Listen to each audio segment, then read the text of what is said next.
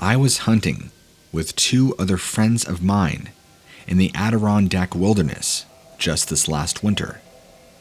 We'd been out hunting of this stretch of forest for 2 days. We'd heard there was a fair amount of game in this region of the mountains. On the morning of the third day, we'd been pursuing a deer down a game trail. We were sure we were catching up to it, when suddenly, the deer we'd been hunting burst out of the thick brush about 30 yards ahead of us. To our surprise and puzzlement, the creature was running towards us, instead of away in the opposite direction as it had been doing. We were so surprised at the craziness of it that we allowed the deer to tear like hell between us and continue its retreat into the forest. Our wonder was short-lived, however, as the reason for the deer's seemingly strange behavior made its appearance from the brush ahead of us. The first sign was a sort of deep, grunting breathing. Then, there was this terrifying growl. The thing stepped out from between the bushes. Neither I nor my companions knew what we were staring at. The thing was massive.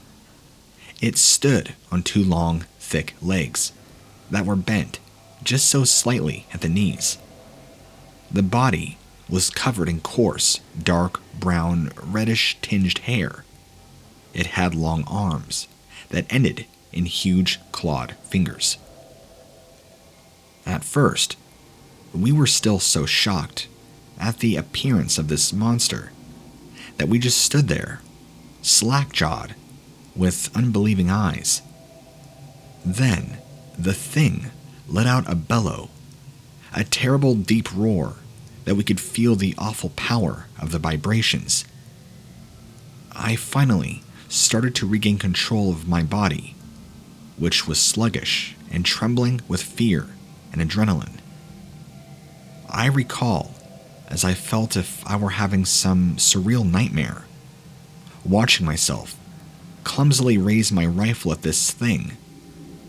My two companions likewise seemed to be trying with only partial success to shake off their initial shock and confusion.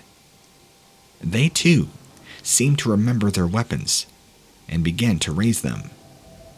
The creature, as if sensing our intentions, suddenly charged us. It moved with incredible speed and purpose for something so huge. It covered the distance to Bear, who was the closest to it, striking him with a sort of dismissing blow from one of its massive arms. Bear literally was sent flying, and this is no exaggeration, 20 feet through the air. He might have gone even further from the powerful force of the blow, but his body impacted with a tree, and his body dropped like a sack of flour. Without even hesitating, the thing turned on me and my remaining living friend. This time, we managed to get our rifles up and fired 2 hasty shots at about 30 feet. I don't think either of our bullets found its mark, because the creature gave no sign that this thing had been hit. It didn't even stagger a bit. It took 2 giant steps with its massive feet, and then we were fighting for our lives. We hadn't had enough time to fire our rifles again before it was on us. I could hardly believe such a huge monstrosity could have existed in these woods and not known of it. This thing towered over us. It must have been at least 9 feet. I can still remember the barely controlled terror I felt as this thing bore down on us, and the realization I was almost certainly a dead man. And the god-awful stench that assaulted my nostrils was sickening. I'll never forget the hellish odor this thing absolutely reeked of. It was like a horrible combination of suffocatingly strong garbage, urine, and wet dog. Its eyes were either very dark brown or just completely black, like the demon's eyes from the series Supernatural. As I raised my rifle to shoot at this thing point blank, it lashed out with blurring speed and tore the weapon from my grip. Then, it hit me with its other arm. I must have blacked out because I can't recall anything after that, until I came to some 10 feet away from where I believe I'd been standing when I was struck. My head was throbbing. Stars filled my blurry vision. I tried to roll over and up, but my body wasn't ready for that. I lost my stomach and puked where I lay. I felt terrible. My entire body seemed to be hurting, but the pain was worst in the left arm and chest. I can't describe what and how I felt in words that will properly suffice. When I finally managed to get enough clarity of focus, both mental and visual, I looked around from where I was lying against a tree and a bush. I didn't see or hear any sign of the creature that had attacked us. I also couldn't see what had become of my companions. After some time, I felt good enough to rise, using the tree behind me and a nearby sturdy stick for support. I found my third companion, all broken and bloodied, with a gaping, bloody hole in his chest, and his head had been crushed. I can only recognize him from the hunting clothes and gear to have once been a whole human being and my friend. His rifle had been twisted, and the rifle butt and stock smashed to splinters. His knife was missing, so I assumed he'd probably drawn it to defend himself in close quarters with the Bigfoot, for that is what I believe this thing to have been.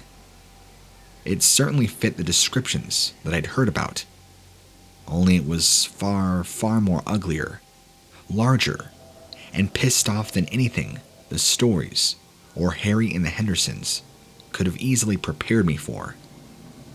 My other friend, Bear, lay where he'd fallen after smashing into a tree. His body, too, was broken, and he'd bled a lot from his head. Hoping against hope, I checked his pulse, but found any absent. My rifle had been trashed as well, so I found Bear's, where it had landed after he was struck dead. I still had plenty of supplies, food, and any medicine. I once again had a working rifle, plus the 2 remaining hunting knives.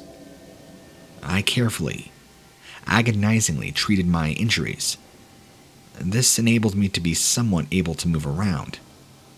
After looking carefully around for any sign that the Bigfoot was still near, and not finding any, I gave my former friends a hasty but adequate burial, considering my condition, even with painkillers.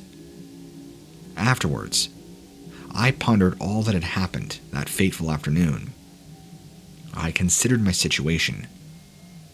I guess you could say that I'd been extremely lucky the Bigfoot hadn't finished me off, and I'd somehow managed to survive with only a broken arm and some broken ribs. I felt anything but lucky. In one swift stroke, this nightmare out of the Twilight Zone had brutally slaughtered my 2 best friends and destroyed my life all at the same time. I'm now in prison for 2 counts of homicide. As I suspected, no one took my claims seriously. It was determined that I'd somehow gone crazy and murdered my companions. I'm writing this to you and everybody that will listen. I swear, I didn't kill my friends. This is the truth. I want people to at least consider the possibility of my story. I need you to find indisputable proof that this creature really does, or did exist, in the Adirondacks, as in, I know in the sanest part of my mind it to be a real monster, and the son of a gun responsible for the deaths of my friends. I don't care. In fact, I would understandably prefer if it will result in the killing and dragging in one of these things to convince anybody. Now that would be some justice for what this thing has done to my life. If you or somebody you know has an encounter or story you would like to share with me or have me read on this channel, please submit it to stories@whatlurksbeneath.com. You can find the email in the description below.